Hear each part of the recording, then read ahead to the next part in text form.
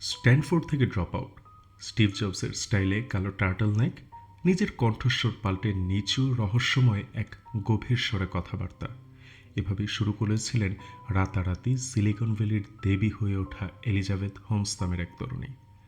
একটি মাত্র রক্তবিন্দু দিয়ে শত শত রোগ পরীক্ষা করে দেখানোর প্রতিশ্রুতি দিয়ে রাতারাতি তার কোম্পানি থেরানোসের মার্কেট ভ্যালু নিয়েছিলেন $9 বিলিয়ন।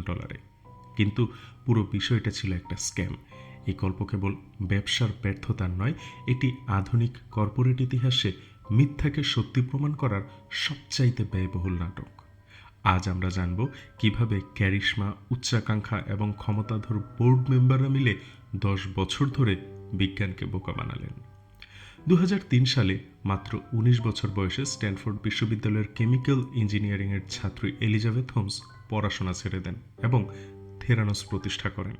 তিনি প্রচলিত রক্ত পরীক্ষার প্রক্রিয়াকে সম্পূর্ণ পাল্টে দেওয়ার স্বপ্ন দেখিয়েছিলেন।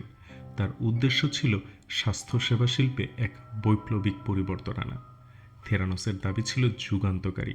তাদের এডিসন ডিভাইস নাকি আঙুলের ডগার এক ফোঁটা রক্ত দিয়ে নির্ভুলভাবে সব টেস্ট করে ফেলবে। এটা ছিল আমেরিকান স্বাস্থ্য খাতের জন্য এক স্বপ্ন। বিনিয়োগকারীরাও সেই স্বপ্ন কিনতে পাগল হয়ে গেলেন। প্রায় $900 মিলিয়ন বিনিয়োগ এলো হোমসের হাতে। থেরানোসের এই উচ্চাকাঙ্ক্ষী প্রতিশ্রুতি বিপুল পরিমাণ ভেঞ্চার ক্যাপিটাল এবং প্রাইভেট ইনভেস্টমেন্টকে আকৃষ্ট করে। কোম্পানিটি মোট প্রায় $724 মিলিয়ন থেকে $945 মিলিয়ন তহবিল সংগ্রহ করতে সক্ষম হয়। এর ফলে 2014 সালে থেরানোসের মার্কেট ভ্যালু $9 বিলিয়ন থেকে $10 বিলিয়ন গিয়ে পৌঁছে। সে সময় হোমস ছিলেন মার্কিন যুক্তরাষ্ট্রের কনিষ্ঠতম সেলফ মেড ফিমেল বিলিয়নিয়ার। এই জায়গাতেই প্রথম প্রশ্নটা আসে, বায়োটেকের মতো একটা সংবেদনশীল শিল্পে ভেঞ্চার ক্যাপিটালিস্টরা প্রযুক্তির কার্যকারিতা যাচাই না করে কেন শুধু হোমসের কারিশমা আর স্টিভ জবস সিন্ড্রোমের উপর এত কোটি কোটি টাকা ঢেলে দিলেন? কারণ সিলিকন ভ্যালির একটি মন্ত্র আছে, fake it till you make it. Holmes তার বোর্ড অফ ডিরেক্টরসে কোনো বিজ্ঞানী বা চিকিৎসককে রাখেননি। তিনি রেখেছিলেন জর্জ শুলস এবং হেনরি কিসিঞ্জারের মতো প্রভাবশালী প্রাক্তন মার্কিন সরকারি কর্মকর্তাদের। এই লোকগুলো বায়োটেক কি তা না জানলেও হোমসের প্রযুক্তির দুর্বলতাগুলো আড়াল করার জন্য ছিলেন নিখুঁত উইন্ডো ড্রেসিং। কিন্তু কোম্পানির ভেতরে শুরু হলো এক ভয়ঙ্কর দমনমূলক সংস্কৃতি।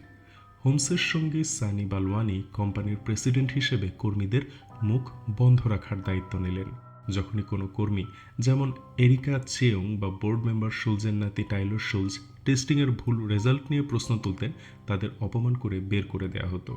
2014 সালের এপ্রিল মাসে টাইলর শুলজ সরাসরি হোমসের কাছে তার উদ্বেগ প্রকাশ করেন, কিন্তু কোনো ফল পাননি। উল্টো তাকে বালওয়ানির কাছ থেকে অবমাননাকর ইমেইলের মুখোমুখি হতে হয় এবং পদত্যাগে বাধ্য করা হয়। অথচ বাইরে তখন চলছে বিশাল মিথ্যাচার। থেরানোস গোপনে প্রতিযোগীদের পুরনো রক্ত পরীক্ষার মেশিন ব্যবহার করে ফলাফল দিচ্ছিল, আর হোমস মিথ্যা দাবি করছিলেন যে ইউএস আর্মি নাকি তাদের প্রযুক্তি ব্যবহার করছে। কিন্তু মিথ্যা তো আর চিরকাল টেকে না। ভয়কে জয় করলেন সেই তরুণ হুইসেল ব্লোয়ার এরিকা চেয়ং এবং টাইলর শুলজ। তাদের গোপন তথ্য চলে গেল অনুসন্ধানী সাংবাদিক জন ক্যারিরুর হাতে।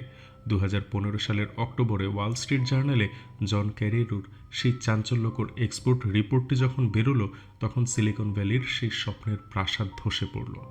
থেরানোসে বিনিয়োগ করা $140 মিলিয়ন ফেরত চেয়ে মামলা করার পর সাথে সাথে চুক্তি বাতিল করল প্রধান ব্যবসায়িক অংশীদার ওয়ালগ্রেন্স। তোপের মুখে পরে থেরানোস বাধ্য হয় 31,000 ভুল টেস্ট রিপোর্ট বাতিল করতে। শুধু তাই না, রোগীর নিরাপত্তা নিয়ে গুরুতর উদ্বেগের কারণে 2016 সালের জুলাই মাসে সিএমএস থেরানোসের CLIA সার্টিফিকেশন বাতিল করে। এই সার্টিফিকেশন ছাড়া ল্যাব পরীক্ষা চালানো আইনত অসম্ভব ছিল, যা কার্যত থেরানোসের পরীক্ষামূলক ব্যবসায়িক মডেলকে শেষ করে দেয়। নিশ্চিত হলো জনস্বাস্থ্য ঝুঁকির প্রমাণ। 2014 সাল থেকে 2016 সালে এক ধাক্কায় এলিজাবেথ হোমসের নিট অ্যাসেট $4.5 বিলিয়ন থেকে সোজা শূন্যে নেমে এলো। 2018 সালে কোম্পানিটি আনুষ্ঠানিকভাবে বিলুপ্ত হয়। একদিন যে ছিল বিলিয়নিয়ার, দুদিনের মাথায় সেই ফকির। শেষ পর্যন্ত বিচার হলো। 2022 সালে এলিজাবেথ হোমস বিনিয়োগকারীদের সাথে প্রতারণার 4টি অভিযোগে দোষী সাব্যস্ত হন। তার কারাদণ্ড হলো 11 বছর 3 মাস, আর তার সঙ্গী সানি বালওয়ানির হলো 12 বছর 11 মাস। আদালত আদেশ দিল প্রতারণার শিকার হওয়া বিনিয়োগকারীদের মোট $452 মিলিয়ন ক্ষতিপূরণ দিতে হবে। থেরানোসের পতন সিলিকন ভ্যালির জন্য একটি অত্যন্ত তিক্ত শিক্ষা হয়ে আছে।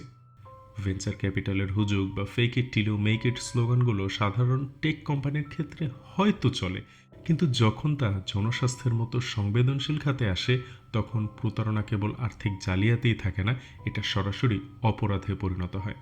সামনে এমন আর কোন কোন বিজনেস স্ক্যান্ডাল নিয়ে জানতে চান আপনি? জানাতে পারেন কমেন্ট করে। আর এই ধরনের ভিডিও আরও পেতে সাবস্ক্রাইব করুন আমাদের YouTube channel house of marketing. ধন্যবাদ।